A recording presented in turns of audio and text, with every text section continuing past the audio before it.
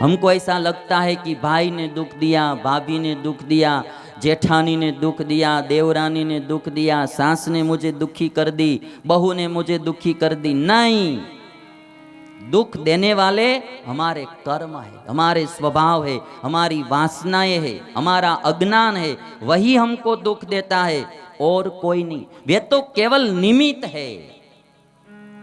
यदि हमारा कर्म अच्छा रहता तो परिवार भी अच्छा नहीं मिलता है ना। तो मारने वाली सांस क्यों मिलती, दूध पिलाने वाली नहीं मिलती। कर्म अच्छे होने चाहिए। और यदि आप भी पुरुष लोग बोलेंगे कि मैं, एक भाई आया था मेरे पास और बोल रहा था कि स्वामी जी अब मैं संसार में उब गया हूँ, थक गया हूँ। मैंने कहा कि भाई क्या हुआ, कि कोई साथ नहीं देते हैं और मेरी पत्नी है वो भी मुझे मारती है, तो अब करना क्या। मैंने कहा इसलिए तो हमने मूंड मुंडाई है, अब तुझे जो करना है वो करो। तो मारती है तो इसमें वो पत्नी का दोष नहीं है। तुम्हारा कर्म ऐसा होगा तो ऐसी मिली, नहीं तो सीता जी जैसी पत्नी नहीं मिलती, दुख में भी साथ देती। कर्म, धर्मदेव बोलते हैं प्रारब्ध कर्माधीनोस्ति देहो वै सर्वदेहिनः धैर्येण तीर्यते नूनम आपदब्धिर्मनीषिभिः। देवी, इस दुनिया में सबको कर्मानुसार सुख दुख मिलता है। धैर्य से दुख रूपी समुद्र को पार कर जाना चाहिए। दुख कभी भी जीवन में आए, आत्मघात का विचार मत करना। स्वामीनारायण भगवान ने आज से 200 साल पहले शिक्षापत्री में लिख दिया है कि आत्मघात कभी भी नहीं करना, आत्महत्या कभी नहीं करना। चाहे कितना भी जीवन में दुख हो, आत्महत्या नहीं करना। हमारे सूरत में तो अभी आजकल बहुत हो गया है, बहना लोग भी करती होगी, भाइयों को तो चाहे कितनी भी मुश्किल आ जाए वो आत्महत्या नहीं करते, उठी जाए पण आत्महत्या न करे, जेना वो ही करे। आजकल तो रिवाज हो गया, प्रथा हो गई। बस थोड़ी भी मुश्किल आती है तो बस हाथ खड़ा कर दो, फिर जिसका जो होना है वो हो, और वो अपनी सब साइड सेफ रख के चले जाते। 2-5 दिन नहीं आते तो सबको लगता है ठीक है वे जाने तो, दूसरा क्या। स्वामीनारायण भगवान ने बोला है आत्मघात नहीं करना।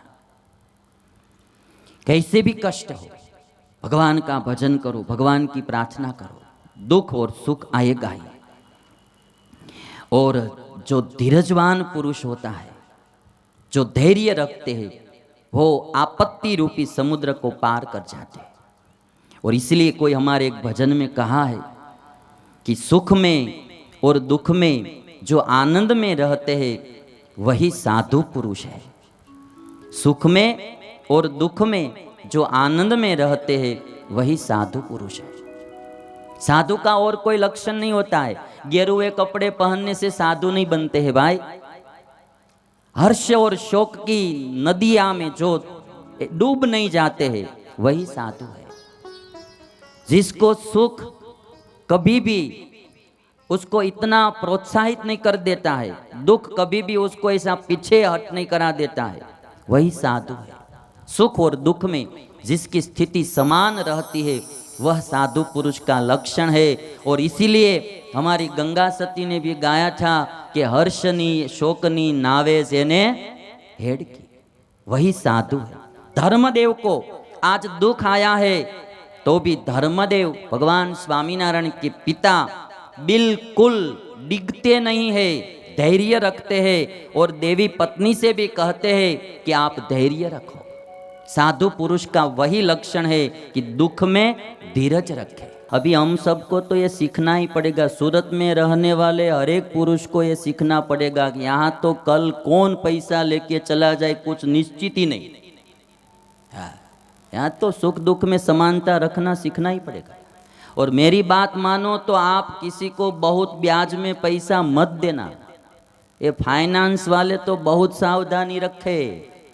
हाँ, जिसको बहुत जरूरत होती है तब तो हो 10-10% ब्याज देकर पैसा लेने के लिए आते हैं, वो आपका मूल भी वापस नहीं देगा। इसलिए सावधान रहो। और आजकल जो हमारी ये सिस्टम पड़ गई है उठने की, एक उठता है वो 10-12 को सुला के चला जाता है।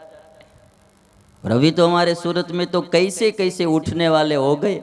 उठने वाले का हिंदी कैसे करेंगे?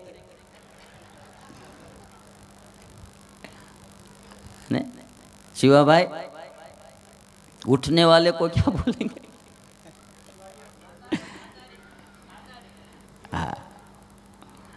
तो एक उठता है और कितने लोगों को, क्या आदमी, फिर वो समझेगा कि अब मैं सेफ हो गया हूं, किंतु उसको पता नहीं है दोबारा ऐसा भिखारी बनेगा ने, सारी शेरियों में सारी बाजारों में भीख मांगता रहेगा, फिर भी एक टुकड़ा खाने को नहीं मिलेगा।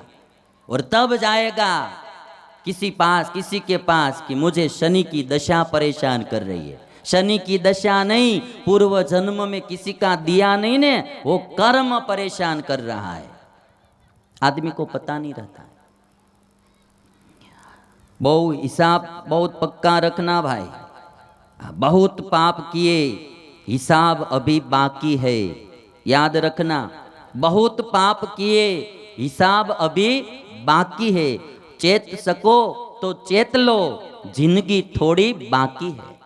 जो बाकी की जिंदगी है उसमें चेत जाना चाहिए।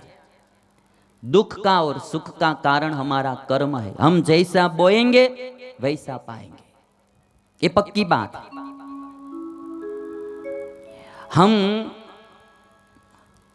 जैसे बाजरा खेत में बोएंगे तो बाजरा ही काटेंगे, गेहूं बोएंगे तो गेहूं काटेंगे। जो बोएंगे वो पाएंगे। बबुल का पेड़ बो देंगे और फिर आम का हम इच्छा रखेंगे, आम की इच्छा नहीं बनेगा। जैसा कर्म करेंगे वैसा पाएंगे।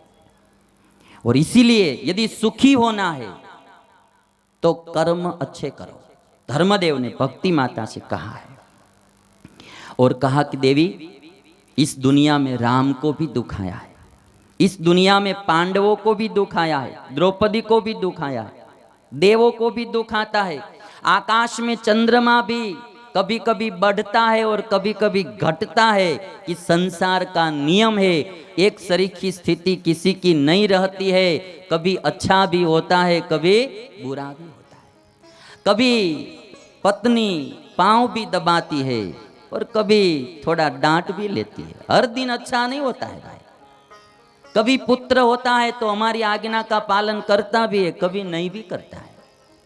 कभी धंधे में मुनाफा अच्छा होता है, कभी लाभ अच्छा नहीं भी होता है। ये समझ के ही चलना चाहिए।